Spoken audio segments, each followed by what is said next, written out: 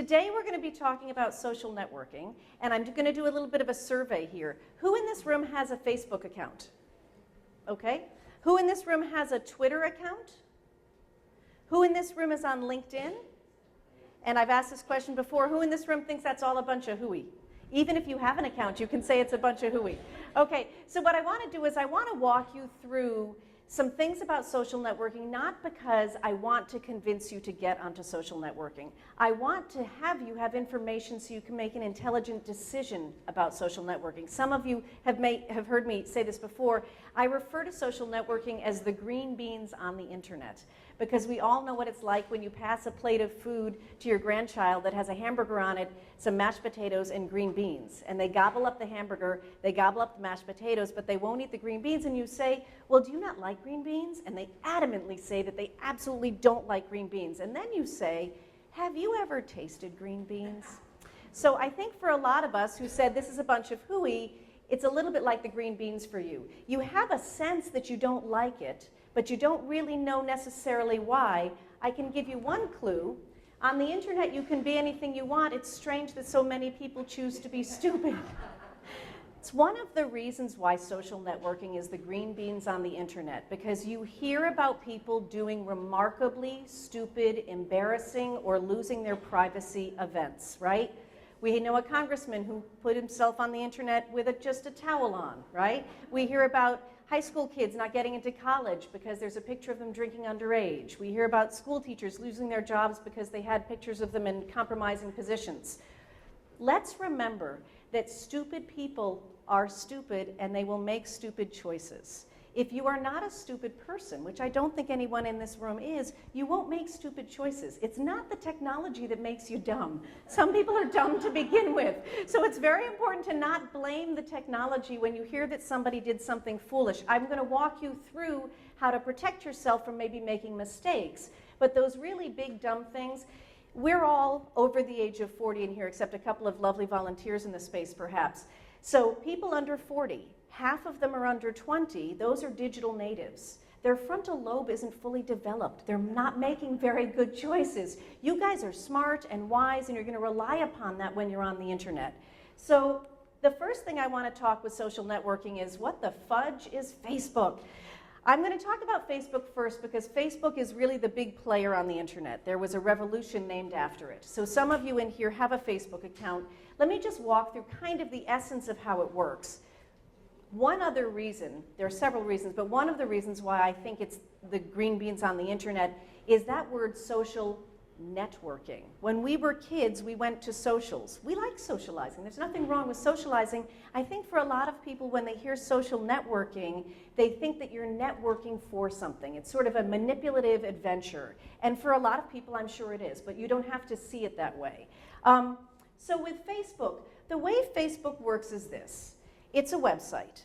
And on the website, if you're on Facebook, it's as though you're carrying a bulletin board in front of you. And all day long, you choose to share something on the bulletin board. So it could be that you share a website that you think is interesting. It could be that you share a photograph of the crocuses finally pushing out of the ground. It could be that you share a picture of your cat every morning doing a somersault off the bed. Some people share things on Facebook that isn't so terribly interesting. But it's there for you to share, and the way it works is this. If you and I are friends on Facebook, ooh, that's another green bean moment. A lot of older adults don't like the fact that the word friends has been used for social networking, because you know that everybody's not friends with each other on Facebook. Your granddaughter says to you, I have 16 friends on Facebook and her school only has 25 students in her class. So you know she doesn't know everyone. They have taken that word and they've twisted it. And we just have to let it go and not worry about it. On Facebook, what friends mean, it doesn't mean that you actually know each other. It doesn't mean that you actually like each other. What it means is, if we're friends on Facebook, it means I'm letting you see what I've put on Facebook, and you're in turn letting me see what you put on Facebook. That's essentially what it means when you're friends on Facebook. If you and I are friends on Facebook, I see what you put on Facebook, you see what I put on Facebook. In theory, these two people aren't friends on Facebook. So they shouldn't be able to see what each other puts on Facebook, but because I'm a mutual friend, it does sort of connect them. It's a little bit like a spider web. That's the networking part of it is. You've got 6 friends, and 3 of those friends are other friends of other people, and it sort of starts spanning out.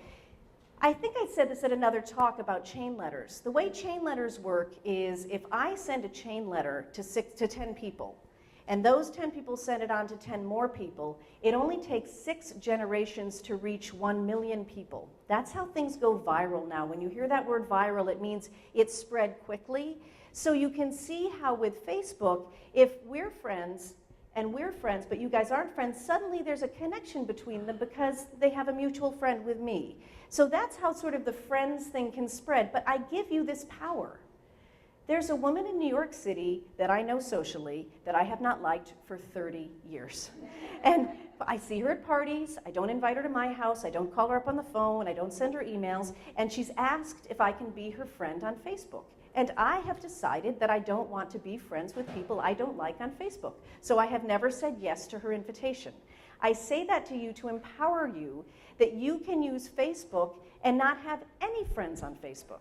You can use Facebook and only say yes to your family. If you just want to be able to communicate with your family on Facebook and share pictures and things like that. You can choose, I have a website, I have a Facebook page, as does Senior Planet, as do probably most of your local restaurants, your local library, some companies that you enjoy. There are lots of pages on Facebook that you can choose to like and never have a personal interaction on Facebook. So here's a category for me of the different categories where I've chosen not to be friends with a person, but to say I have some movie sites, some TV shows, some music, some books. At the top left, it says Tour de Lyme. I ride a bicycle, and there's going to be a bike trip in Lyme, Connecticut. And I joined their Facebook page so I can see the announcements they make about the bike trip. The one below that is a friend of mine who wrote a very adorable book. He's a single dad, and he has 2 daughters. And he wrote a book called When I'm with Dad. And so I joined his Facebook page because I want to see announcements about how his book is doing and where he's going to be on a book tour. In the top right left, I speak to a lot of computer user groups. That's a computer user group in Cleveland, Ohio, and the guy there has really good tips about what's happening with technology, so I joined his Facebook page. So this page of mine is an example of how you can choose to go onto Facebook, not because you want to be particularly social. You can go onto Facebook because you want information from organizations that they share on Facebook. My mother uses Facebook in a very unique way. I set up a Facebook account for my mom. I don't remember if I told you guys this story, so for some of you it might be old. When I was growing up, my mother's best friend was a woman we named Auntie Susie, and she lived with us because she was divorcing her first husband. She was a crazy lady. She was absolutely stunningly beautiful, always wore leopard skin clothes, and always got into trouble. So eventually she left Connecticut, which is where we were living, and over the years my mother lost track of her. But they were soulmates as friends. So Facebook comes along, and my mom doesn't really have an interest in Facebook. And I said, is there anything that could lure you onto it to see what it's like? And she said, can you find Auntie Susie on Facebook? Because we'd gone to a lot of websites like switchboard.com and put in her name and couldn't find her. And I said, we can certainly try. And my mother said, if you can find Auntie Susie on Facebook, I will join Facebook. So I got onto Facebook and I looked up Susie Eisenhower, which was her name when she got divorced when I last saw her when I was 7 years old.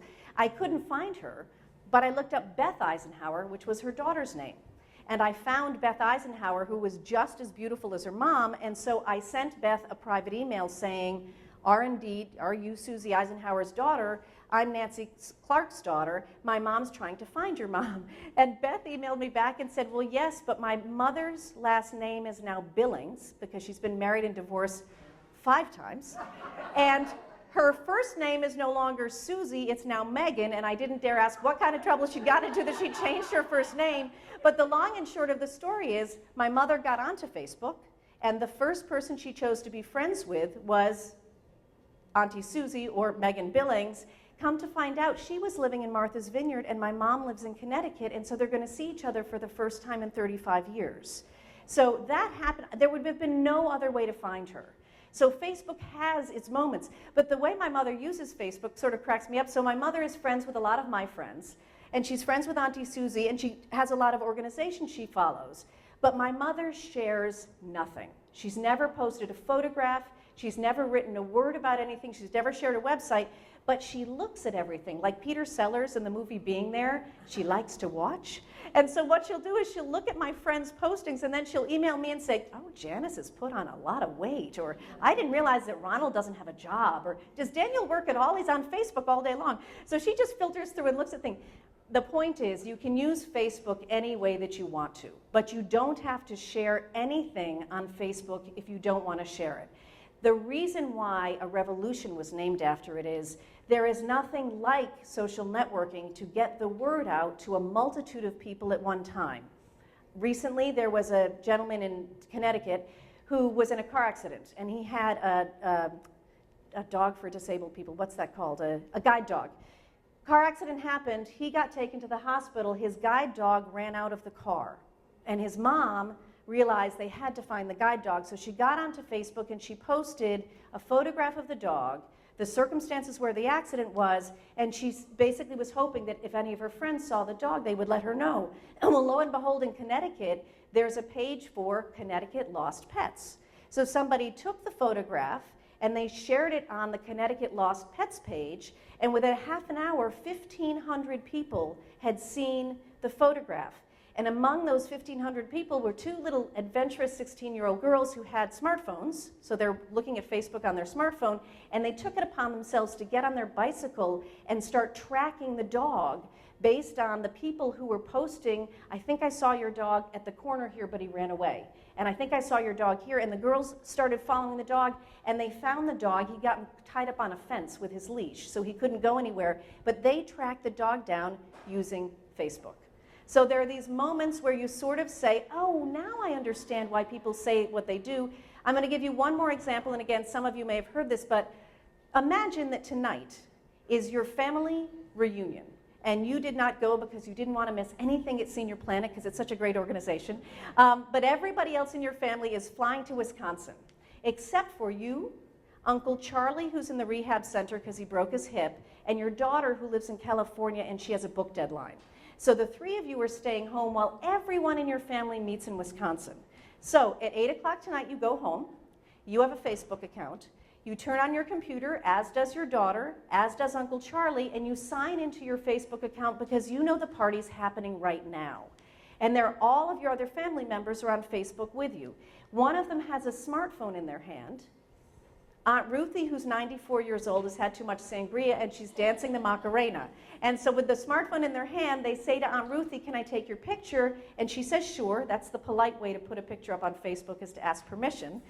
She says, sure, and in the time it takes for me to say this sentence, the photograph is already up on Facebook. And you're sitting at your computer and you see it. And in real time, you type underneath it, tell Aunt Ruthie I'm going to come visit her the next time I'm in Rhode Island or wherever Aunt Ruthie lives. Your daughter types underneath that, tell Aunt Ruthie I'm wearing my lucky sweater that she knit me in high school whenever I have a book deadline. That's what gets the work done. And Uncle Charlie is there lying flat on his back in the rehab center with a laptop on his tummy, and he says, tell Aunt Ruthie as soon as my hip heals, I'm going to come dance with her. That all happens within a couple of minutes, and everybody who is friends with each other in your family gets to see the picture and communicate in real time. That's what happened that made a revolution named after it. Because literally thousands of people trying to communicate the locations where they were going or where the protests were happening, millions of people got to see it on Facebook. So it's undeniable that there is a power to this technology. The question is, do you want to embrace it because you find a benefit to it for yourself? But from now on, when somebody talks about social networking, I hope it doesn't seem quite so much like the green beans to you, because there's a reason why people are gravitating towards it. And there's a reason why people are using it not only personally, but they're using it when they're on social missions, and they're using it for their work. So there is a purpose to it. So let's talk about the practical side.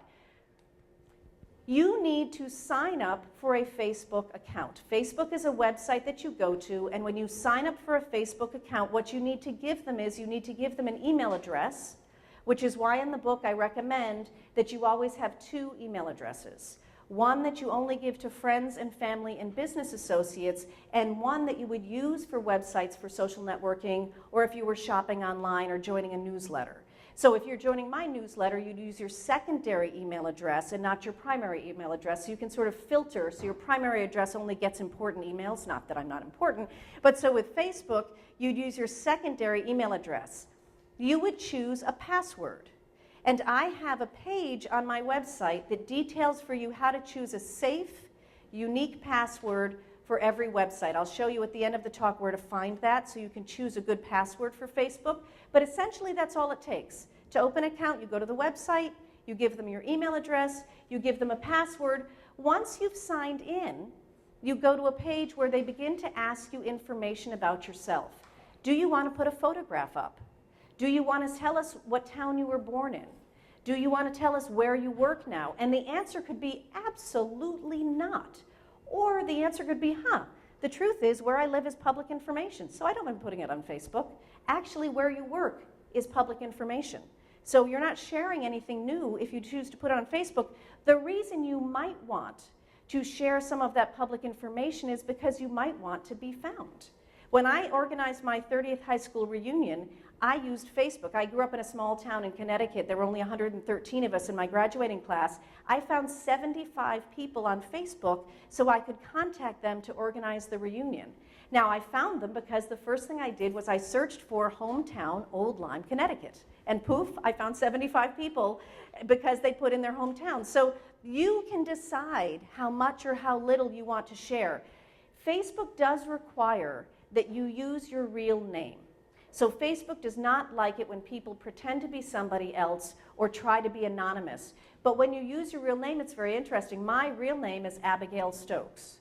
I haven't been married, so I don't have a maiden name, but I go by Abby Stokes. So I put Abby Stokes up there so that people could find me. If you're married, you may choose to just put your maiden name, or you may choose to just put your married name, or you could put your maiden name and your married name. Sort of depends on how you want to be seen.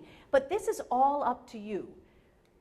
The next page here, it shows you if you go into the back end of Facebook, when you're first setting it up, or if you go into settings, it gives you the opportunity to choose how private is it? And what kind of emails do you get? Do you want to receive an email every time somebody asks to be your friend on Facebook? Do you want to receive an email every time somebody comments on something that you put on Facebook? From me, I don't want to have a single email from Facebook ever. I get enough emails. I've turned off all of the notifications, so I only find out about anything from Facebook when I go to Facebook. I prefer to do that. My mom likes to get an email notification when her friends, mostly me, post something on Facebook so she knows to go and look at it. So it's all about you, but the point is there are choices for you about how you set this up as far as how the notifications happen. As far as the security happens, I don't really care what you set here because this does not protect you from posting something that you don't want other people to see. I'll give you another example. I have a friend who lives in California. He's a divorcee, and he was on Facebook, and he just didn't understand how it worked. And so he dates a lot. And on Facebook, he put a message up to a woman he was going to go on a date with that night. He put it, not privately to her, he put it up on what is called his wall. And she, in turn, not understanding how Facebook works, and they're in their 40s, I guess 50s, she, in turn, answered underneath saying, "I'm really looking forward to tomorrow night." Well, the woman that he went out with the night before saw it all, and she underneath said, "I thought we had such a great time. I can't believe you're dating somebody else." And I'm looking, it was Ian, we know this gentleman. I'm looking and I get on the phone and I call him and I say, "Ian, everybody can see what you're doing." And he went, "They can?" That's the misunderstanding for a lot of people. They think that somehow because it's your friends, whoever it is that you've chosen to connect with Facebook, when you send a message to somebody, that somehow it's private. What's private is your email, or is it? Right? Right? Is your email, is Hillary Clinton's email private? Even when she, you know what I mean? So we're going to assume something from now on when it comes to both social networking and to email and to text messages. Nothing you put in writing and send to somebody else is private, because it's no longer in your hands, is it? When you send an email out to somebody, they can choose to print it or forward it and send it on to anybody else they want to.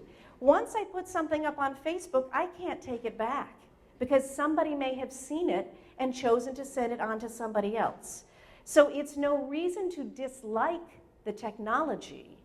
You need to take control of the technology. So you need to say to yourself, in the same way you control the front door to your home and all the other actions that you take in your three-dimensional life, you're going to say, I'm interested in social networking, but every move I make, I have to think about it before I click that mouse. And if you're what I refer to as an over-clicker, when you're on Facebook, sit on your hands until you've read what it was you said and you've asked yourself this question. This is the front door test.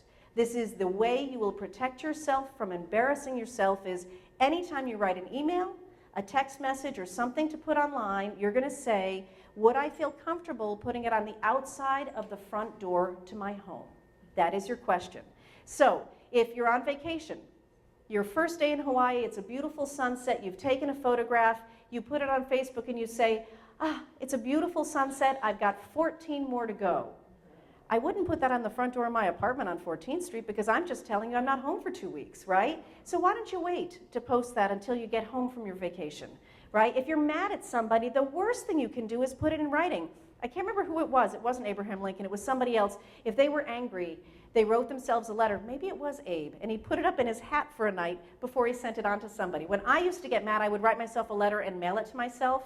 And by the time I got it, I realized how idiotic the letter was that I wrote. I was, in the heat of the moment, you do a lot of things. So for you, it means with emails, with text messages, and with social networking, always ask yourself the front door test. And if you do that, you will not embarrass yourself or send off any private information about yourself when you're doing this. Does anybody have any questions about that before I go on? Yes?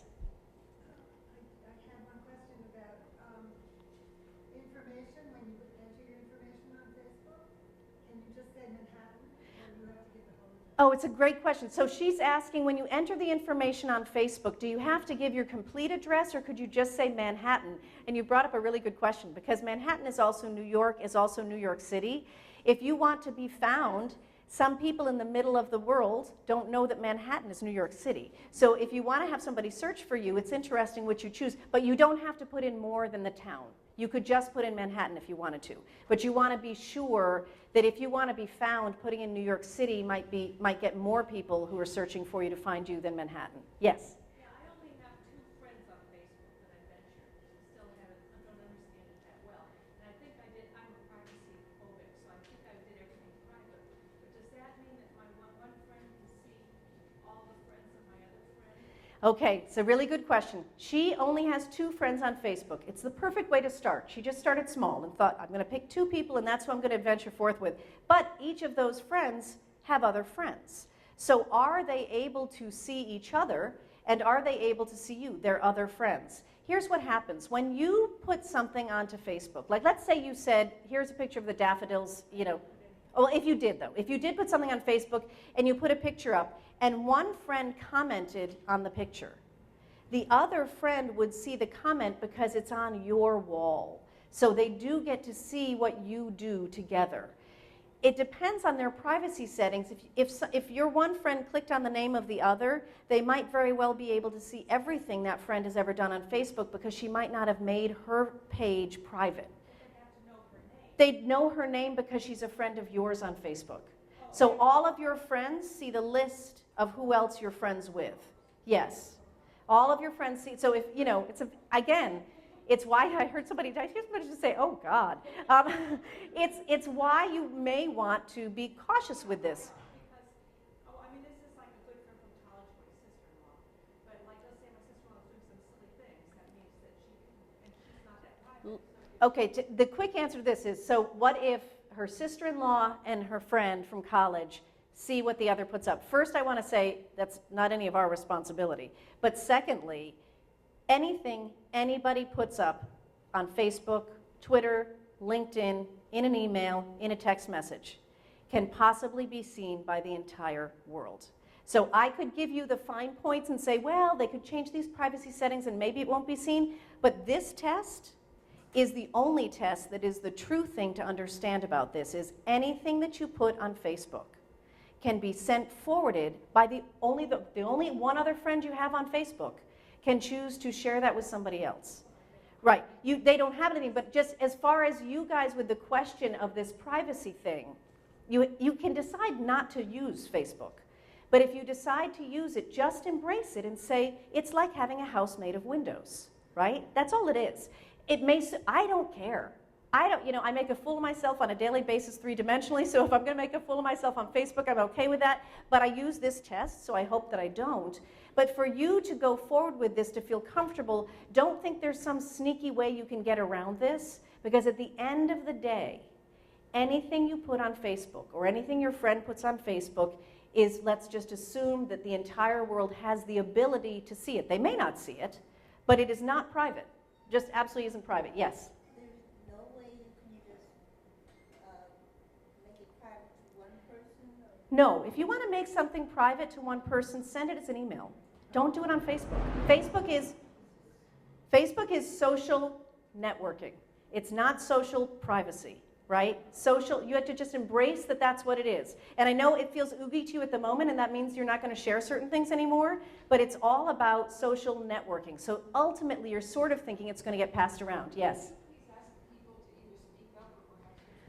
Yes, you know what? I need a second set of hands here because there is a microphone here. I'm trying to repeat the questions as best I can, but if I could have a volunteer to pass the mic to the people speaking, that would be great.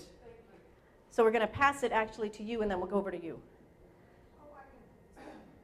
You think you can? Yeah, I think those are both hot, right? Yeah. The other one? I'm sorry, the other one, the one closest to me.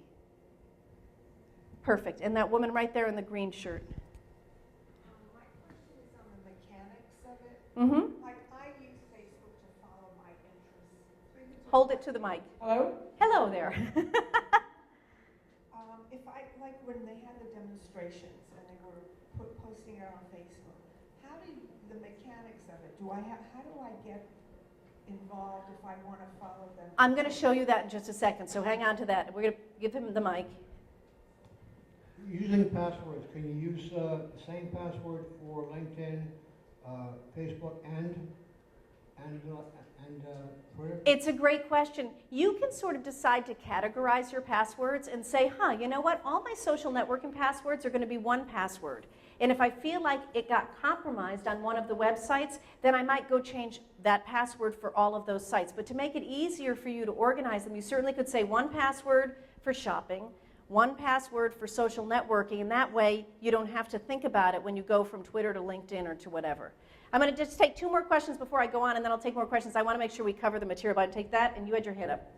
I think I want to do something like what your mother did. I want to take everything off now that I know what I know. But yet I want to know what other people do, okay, like my friends. I hear you. All right. I can still do that? I mean, yes. I So still have basically, access? so in answer to her question is, it's like you're sitting at a dinner party and you've decided to close your mouth. Everybody else is going to keep on talking. Whether they say something smart or they don't say something smart, you can choose with Facebook to treat it just like you would a dinner party. You can choose to communicate, or you can choose not to communicate, but if you stay at the table, stay on Facebook, you still get to see what the other people are saying. But I keep them on their friends?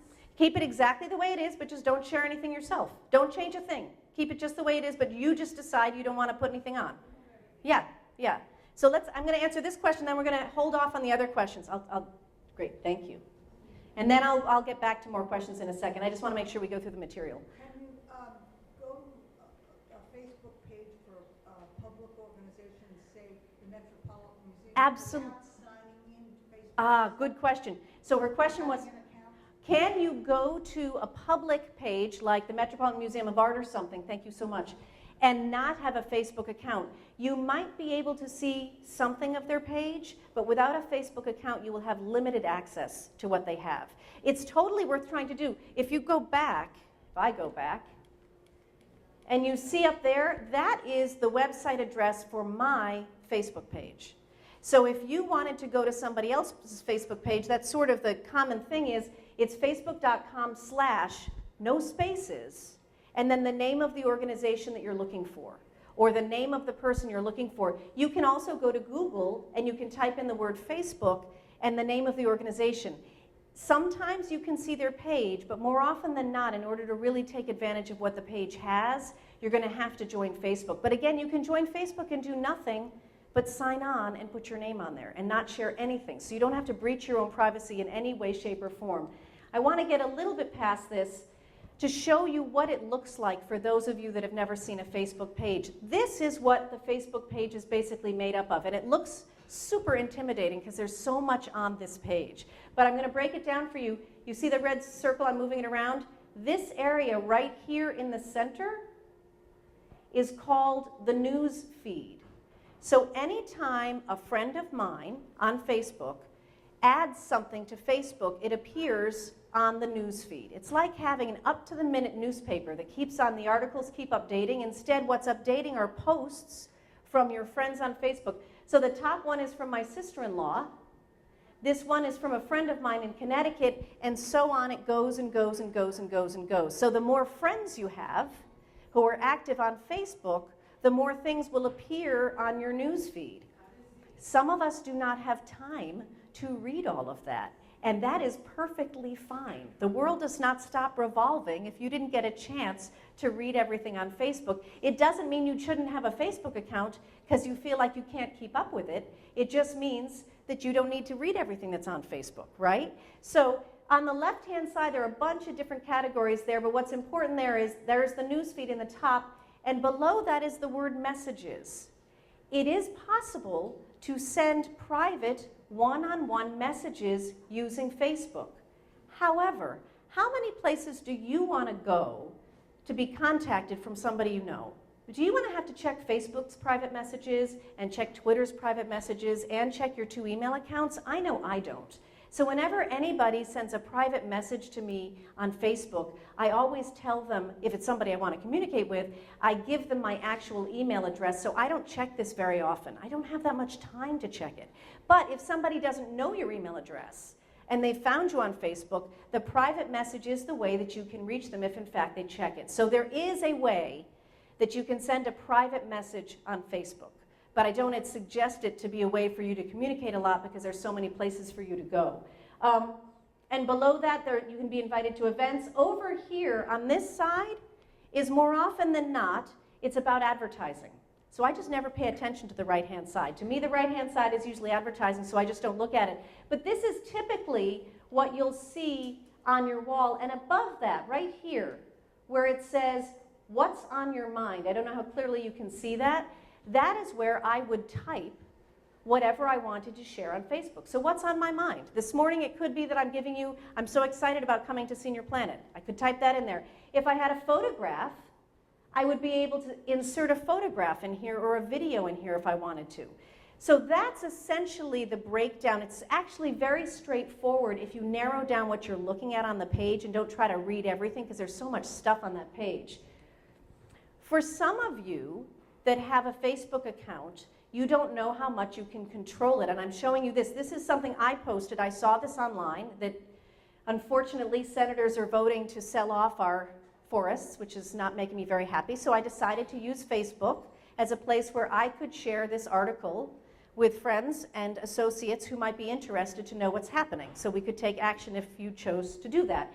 Up in the top right corner is a very subtle down arrow. That is at the top right corner of every post, whether it's something you put on Facebook or something somebody else puts on Facebook. If it's something you have put on Facebook and you click on that top right corner, what happens is this menu drops down. And the reason I'm showing this to you is sometimes we type something for Facebook and then we realize, oh shoot, I spelled something wrong, or I want to make a change to it, and we feel like we don't have that option. But if you click on that top arrow, a drop-down menu comes, and in that list that's super important is you can edit the post, you could change the date, or you could actually delete the whole post if you wanted to. Deleting the post doesn't mean you can wipe it from the memory of the people that saw it in the short period of time that it was up there, so you're not getting it out of the universe, but you're getting it off of your wall now from this point forward. So it doesn't erase somebody having seen it. We can't go into people's minds.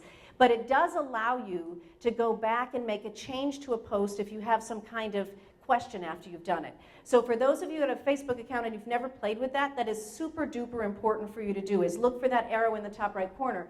Now here's another option. What if somebody you know has put something on Facebook, it's not you putting it on Facebook, but you don't want to see it again? Or you are, I've said this before, you're at a dinner party, right? And this person sitting to your right is fascinating. They're so interesting, you're so glad you sat beside them, you hope you get to see them again, the night could go on forever. This person, you don't want them to choke on the chicken bone so that it kills them, but it would maybe shut them up for a while. It happens in real life that some people are really interesting and some people aren't. And so here you are on Facebook.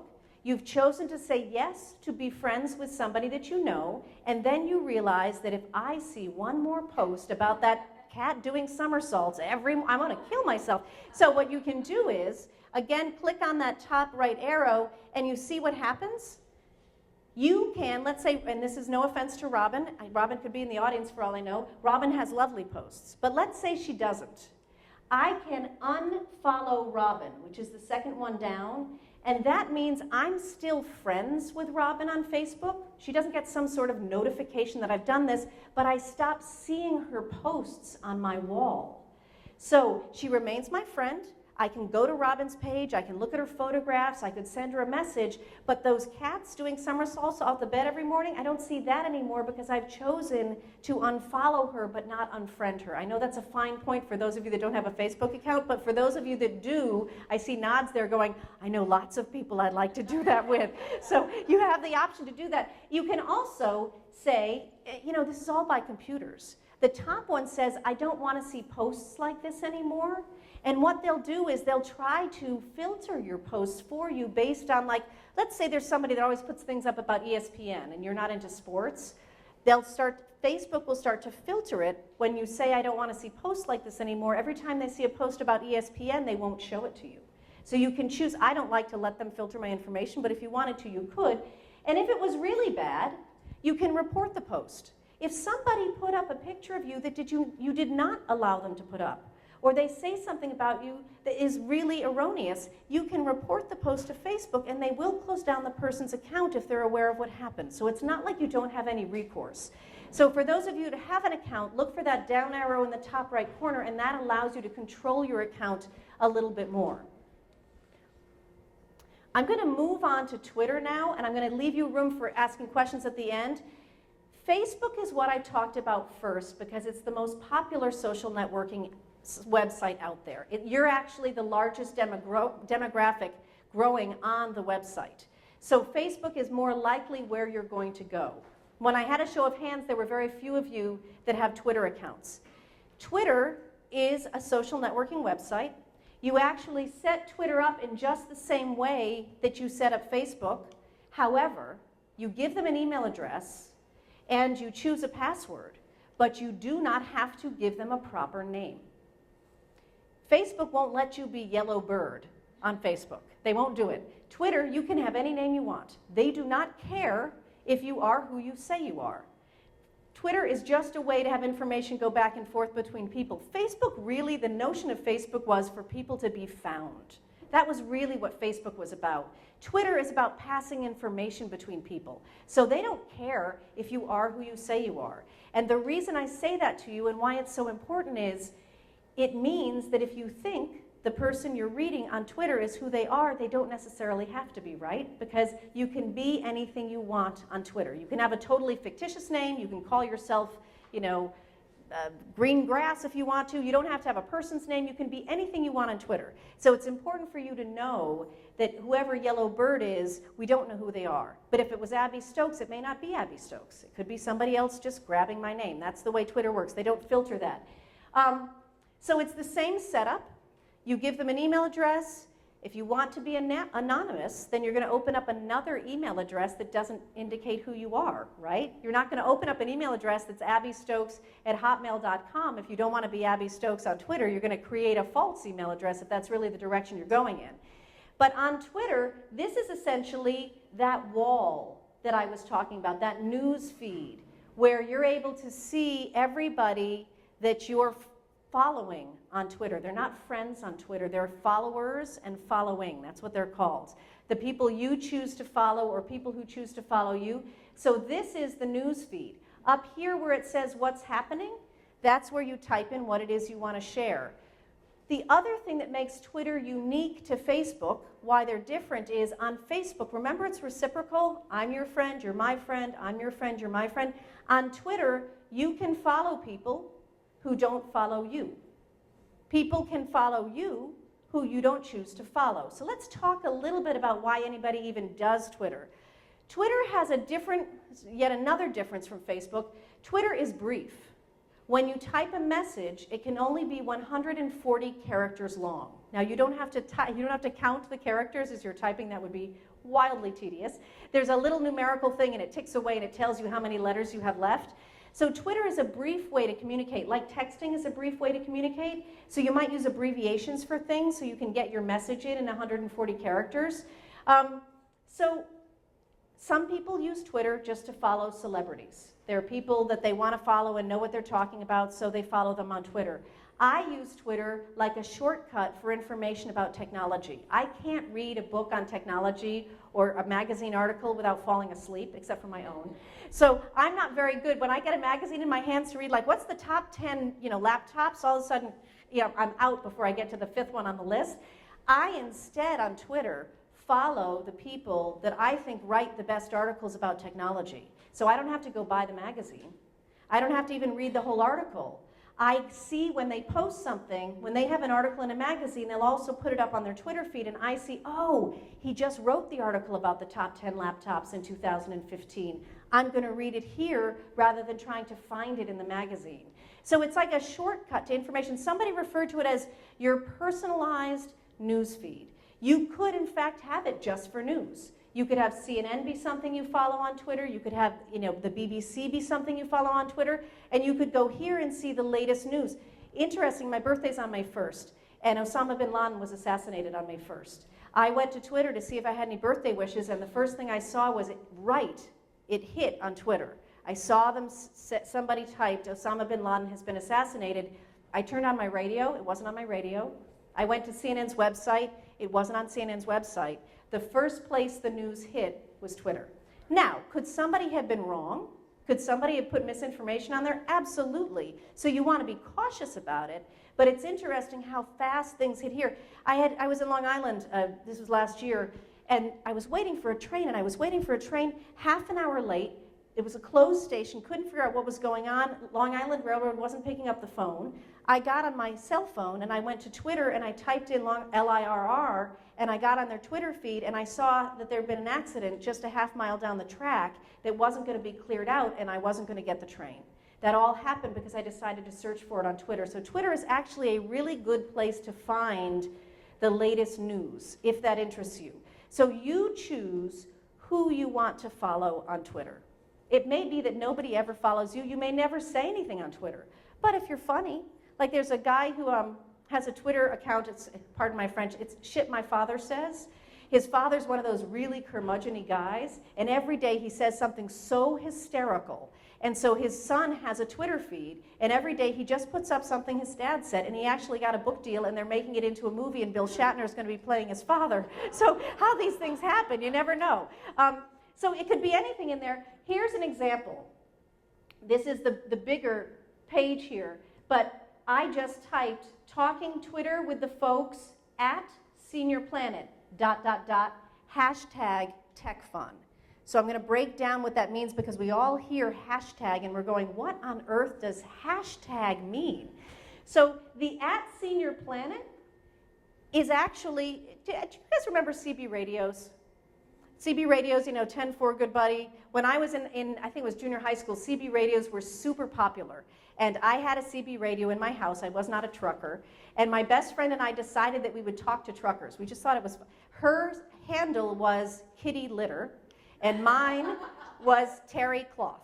We thought we were so smart. And so when we would get on the CB radio, we would say, 10-4, 10-4, good buddy, this is Kitty Litter and Terry Cloth, blah, blah, blah. Those were our handles, right? That's what you had when you had a CB radio.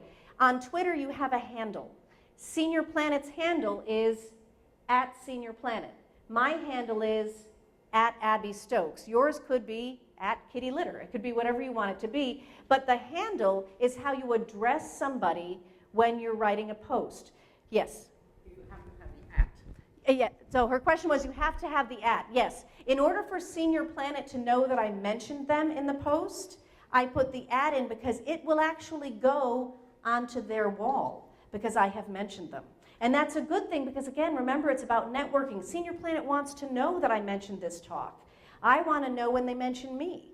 So if you want to let them know that you've said something about them, you put the A in front of it and then their handle, and that way they see what you've said about them. So that's how you communicate using the handles. The hashtag, right here when I said tech fun, the hashtag, which is the # or the number sign, is what you put before a series of words with no spaces that communicate the topic that you're talking about. So when somebody says, let's go back in history, when the whole thing happened with Monica Lewinsky, if for some reason, I don't know why that came to mind, but if for some reason you wanted to go onto Twitter and see what everybody was saying about Monica Lewinsky, what you would do is, there's a search box up there in the top corner. You would type in hashtag Monica Lewinsky, all one word, and you would see every tweet that contains the words Monica Lewinsky so you could see what the news is. So that's not a very helpful one, but let's say it was Hurricane Sandy, or let's say it was recovery in Far Rockaway, and you wanted to find out something about that. If you put in hashtag in those words, but all is one word, you're going to see what other people are doing. So what purpose does it serve for you? Let's say you decide to get onto Twitter, and you have a particular hobby that you do. Let's say that you're a great chess player, and you want to find other people on Twitter that like to play chess.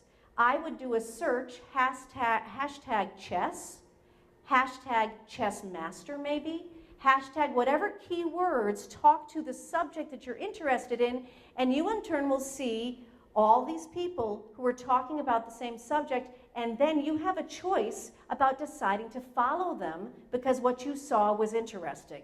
So that's what you use the hashtag for, is to actually find other people who are talking about your subject. You might not follow them. You might get enough from just reading the post that they put up that you want to find out about, but that's what the hashtag is all about. It creates a subject of conversation. I'm going to take another breather. We're going to get the microphone if we can. We're going to answer some questions about Twitter before I go on to LinkedIn. So she had her hand up. Do you type the word hashtag, or do you just put that like? Oh, such a good question. Do you type the word hashtag? Put that like. You put the symbol, the # symbol instead, right beside the word, no spaces. So it's # or hashtag tech fun, or #. So it's the. So where do you type that in that box? That you put Yes, the when you're # typing your and then notice. When you're typing your notice. So here, you see how I did it here? You can see exactly what I did. Talking Twitter with the folks. The @ is by Senior Planet because I want to let Senior Planet know that I'm writing them. And then I go hashtag tech fun. And hashtag means the subject you're writing. Exactly, exactly. And way in the back, if you don't mind bringing it to him. So if you're looking for your question about Long Island Railroad. Wait till the microphone's there. That's the point of the mic. When you're looking for your issue with the Long Island Railroad and the train not coming, do you just write any variety of hashtags that might relate to you're waiting for a train that doesn't come? In my case, I did hashtag LIRR because what's going to happen is what you're going to see are the latest notices. So I figured I didn't want to go looking through a lot of posts, so I put hashtag, and it happened within like the first 5. Somebody said it was a horrible accident, which is why somebody put it on Twitter. It said within the first 5 about the unfortunate man who had been hit by the train. So I just put in hashtag LIRR, and then I saw the list. You could refine it more if you wanted to, but you may refine it so much that you've come up with some keywords that other people aren't using, and that won't bring you any results. Right, you just have to figure out what would be the Yeah, most it's- likely Yeah. phrase that would. Yeah, it's a little random how you have to, you get more and more used to how people do it. This woman in the red sweater here, please. Thank you. What would happen if you put hashtag in Google, hashtag Well, Friday? on Google's website, if you put in a hashtag, You put it in the Google, it doesn't change your search. Google's still going to be searching by the keywords that you are looking for. In Google, when you search, it is keywords. You want spaces between your words. So if you did what in Twitter, there are no spaces when you do a hashtag. It's all one long run-in word, even if it's several words together. It's all one word without spaces. So if you search on Google without spaces, you won't get the results for what you're looking for. So searching on Google, you put in separate words. You don't need a hashtag because it doesn't communicate with that. It won't hurt it to do it. But on Twitter, when you're searching, you're putting in a hashtag and you're combining whatever it is you're thinking of, and it may not work to do it all as one word because people might not be using that phrase, so be a little general, like do Long Island Railroad instead of Long Island Railroad accident Ronkonkoma. I don't think I'm going to find it because I'm being way too specific. The truth with this is I can answer all of these questions. The best thing you can do is play with it. It's going to take you all of 10 minutes once you get on the site to see what is, this woman right here, to see what is fruitful right there. Put your hand up so she can see you. Thank you. So you're going to get onto the website and play with it a little bit. That's the best way for you to sort out how to use the searching with the hashtags. Yes? I once started a quick Twitter account for more demonstration purposes. I don't need that one anymore. If I were to start a new one, what would happen to the old one? No, so she started a Twitter account. She doesn't need it anymore. She wants to start a new one. You're just going to start a second account. You could go in and try to change the new account, but I bet you don't want to have the same name that you put up with the first account. So start a brand new account.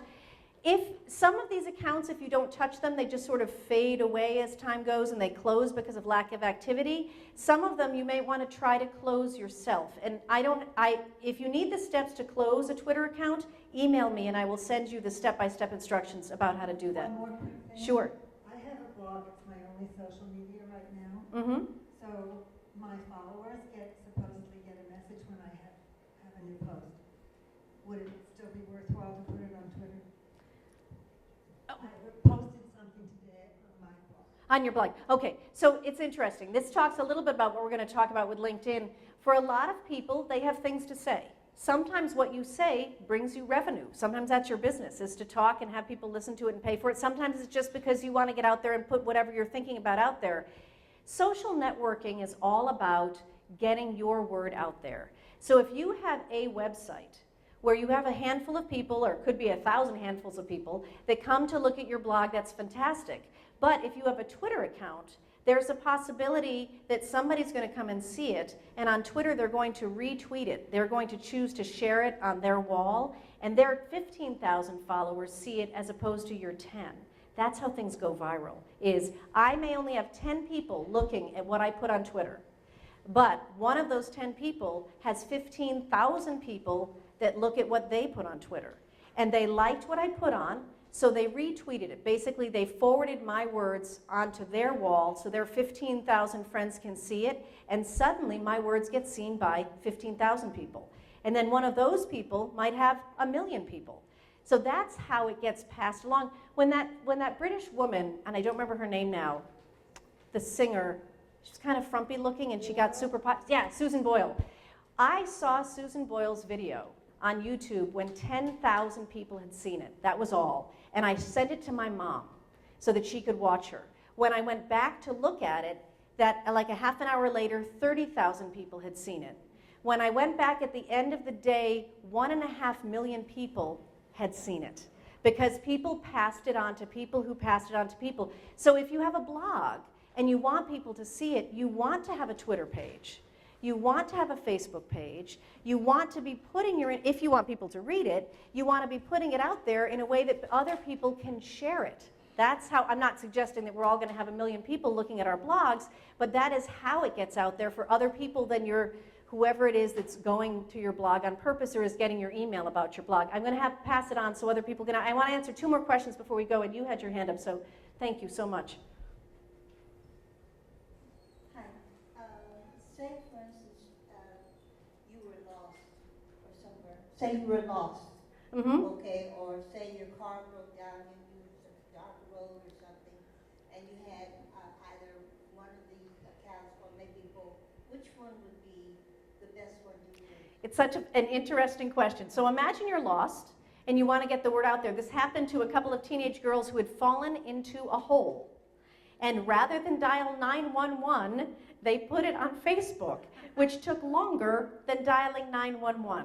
So if you have, it's such a good question because they're like, we need help. We're going to put it on Facebook. And did you forget about 911? So it would, if it was something, if it's an emergency, that's my phone saying I've been talking for an hour. If it's an emergency, call 911. If it's not an emergency, it all depends on how many followers you have on Twitter and how many friends you have on Facebook for who more people see it because you've got more people in one space or the other. So it's going to be, but if it's an emergency, don't tweet about it and don't put it on Facebook, call 911. That's the most important thing. One more question before we go on to LinkedIn. I just have a question about your anonymity. If you want to look at someone else's page, whether it's LinkedIn, Twitter, or whatever, does that person then know that you've looked at their page? Great question. If you didn't hear it, it's if you look at somebody's page, do they know you've looked at it? Right now, the convention is no. However, because you never know when that feature is going to change, I don't go out and look at old boyfriends, because I don't want them to know I'm looking at them. I'm super cautious about doing that because even though right now on Facebook, you can't see that, at any moment they change the settings and suddenly your trail is seen by somebody. On LinkedIn, if you pay, all of these sites are free that I'm talking about. But on LinkedIn, you can pay an added charge and you can see who's looked at your account because we'll talk about why that would be beneficial to you with LinkedIn. So to be safe, I would just assume that your activities can be watched. That's what you're going to assume, even though right now it's not necessarily true. We'll talk about this in a little bit with my website, but on my website, this is a funny thing, on my website I have videos giving you instructions about how to do certain things. One of the videos on there is how to delete the history on your computer. So the website is Ask Abby Stokes. If you go to video tutorials, you'll see one of them says deleting history, and the reason I put that up was this very lovely fellow that I work for, who's a grandfather, called me up and said, my grandson is coming to visit, and I've been to websites I don't want him to see. I did not ask what that meant, but I kind of put it together on my own. And so I decided it would be helpful for all of us to learn how you can actually, now for me at Christmas time, my sister's a nosy posy. And when it comes to Christmas time, she'll go through my mail, she'll go into the history of my computer to see what I bought for her. You cannot surprise that woman. It drives me crazy. So I will delete the history on my computer so she can't see where I've gone. But now, as we know, I bought her something for Christmas. And wouldn't you know, the pop-up ad that came up on the side of the computer was exactly what I bought her. I almost threw the computer out the window. I don't know if she noticed or not. She didn't say anything. But so if you want to try to wipe out what you've done, not on these websites, but on what websites you've gone to, you can delete the history on your computer. Can the federal government still see where you have been? Absolutely, positively. I had a client whose husband is an ambassador, and this is before smartphones, this is a BlackBerry. She had, Henry Kissinger's phone number. There were a lot of important people inside her phone, and she was changing to a different phone.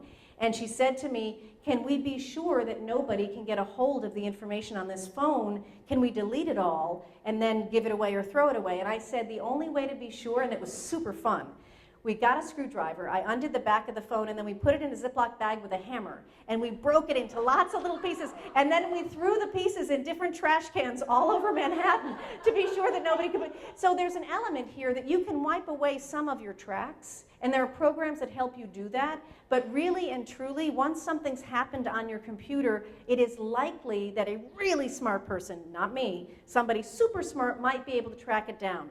So in the old days, when you had two sets of books, right? You had the books you submitted and you had the books you didn't submit. If there's something like that going on, don't put it on a computer. Keep the bad stuff in a handwritten book because somebody can inevitably get onto your computer and figure out what you've been doing. Let's just talk about LinkedIn, and I talked about Facebook with you because it's the most popular social networking website. I talked about Twitter not because I actually think you're going to join Twitter, but because you hear about it so much. Of all of the social networking websites, the most important one is LinkedIn. And the reason it's important, and it's super important for you guys to talk to people you know who are looking for jobs. LinkedIn is the most important website for job seekers. So the handouts that you had on your chair, there were two. One of them is a job seeker's reference. And so I list for you websites that are great for people to go to list themselves if they're looking for employment or to find information about employment. So if you know somebody looking for employment or you are a job seeker, this is a super important piece of information. The other handout is essentially a breakdown on 2 pages of how to sign on to LinkedIn. This is inside the book. This is also inside the book in the same way for Twitter and for Facebook. So on the back, I break down like terms so they make sense to you. So this is a sample of what you'll see in the book, but I'm giving this to you because I think of all the websites, the practical website to go to if somebody is seeking employment is LinkedIn. And it gets set up exactly the same way as Facebook or Twitter. You have to give an email address, and you have to give them a password. I'll get to you in a second. You have to give an email address or a password, but what makes LinkedIn different, it's not about my cat doing somersaults off the bed, and it's not about my favorite recipe. LinkedIn is where you put your resume. It's where people can actually write references for you about different skill sets you have or what your performance was like when you worked together. You can put a mission statement about what you're hoping to gain from whatever employment you're looking for, or conversely, if you're looking for employees, you can have yourself be on LinkedIn so that you can go look at other people's resumes and you can say that you have a job availability. So LinkedIn is super practical. It's all about sharing either information seeking employment, seeking employees, or because you want to follow a particular organization or market or whatever it was that you were in before, if you're retired, that you want to get more information about. So if you know someone looking for a job, it is now considered unprofessional not to be able to have somebody go to LinkedIn and see their resume. So no matter how, not computer savvy somebody is, if you know somebody who's seeking employment, the first thing they should learn to do with a computer is to go onto LinkedIn, help them set up their resume on LinkedIn, any past jobs they have, any references they want to have, because this is where employers go first now. They looked at your LinkedIn page and then they bring you in for an interview. This is easier than having a bunch of people send them resumes, right? Instead, they just have to go to one site where they can seek people with these skill sets. Let's get a microphone here. Sorry. She has a question. And then I'll get to you. Thank you. My question is, I have been invited to LinkedIn. Oh, you have to actually put it towards your mouth. My question was, no. I know what. I didn't even know how to pronounce LinkedIn. Right. So, and I'll get back to it. You need to hold the mic so people can hear you, unfortunately. And I know that for professionals, it's very important, networking and all that. It still works, as I know. If somebody invites me and I turn them down, I always feel that I'm not being, polite or how do people respond to that? Okay, it's a great question. So what she asked is this, and I love this because you're not the only person that did it. I had several clients say to me, what are all these LinkedIn emails I get? Who is LinkedIn and why am I getting all these invitations? It's LinkedIn, but it's hard to pronounce because there's no space in it, so who knows where the emphasis is on the word, right? So when you receive a LinkedIn invitation, there are 2 ways it came to you. Your friend, person you actually know 3-dimensionally, has joined LinkedIn. And it's all, I have to say, it's a numbers game for some people. I don't care how high the number is for the people who follow me on LinkedIn or how high the number is on Facebook. I'd rather have it be valuable people that I want to have follow me. But some people feel like, remember in high school? The more friends you have, the better you are. For a lot of people on LinkedIn, even though they know that you're not in the job force anymore, they send you an invitation because they want their number to be high. Or, more to the point, when you sign up for LinkedIn, what happens is at some point in the process, there's a question and it says, can we access your contacts? And underneath it, the yes has a check mark already there. And what they really mean is, can we go to your email account? You're about to put in your password. Can we go to your email account and grab all your contacts and send them an invitation on your behalf? And so what happens is people don't read the small print. They're afraid to get rid of the check mark because they don't know why it's there. So they say yes, and then when LinkedIn accesses your friend's account, it sends an invitation out to everybody 3 times. which is why sometimes you've been like, huh, this person who I barely know invited me to LinkedIn. That's weird. Delete it. They invited me again. Why did they invite me again? I barely know them. Delete it. And a third time, and then finally it stops. It's because most people don't know that LinkedIn does that automatically, that they at least send it twice, and that they send it to everybody in your address book. To your question of netiquette, you are not hurting somebody's feelings by not saying yes to their invitation. Sometimes they don't even know they sent the invitation. And if they did send the invitation and they sent it to you and you have nothing to do with their job, it's an odd invitation from my point of view. But they don't get like a knock on their door saying, oh, Abby didn't answer my invitation. You didn't get added to the numbers. So I suggest that when you receive an invitation to something like LinkedIn or LinkedIn and you're not interested, don't reply to the invitation because that goes to LinkedIn. Instead, write a separate email to your friend if you want to be polite and just say, I'm not on LinkedIn. It isn't really something I intend to do. Thank you so much for the invitation. If you don't like them or you don't know them very well, just let it go. Nothing bad is going to happen by you not responding. You had your hand up.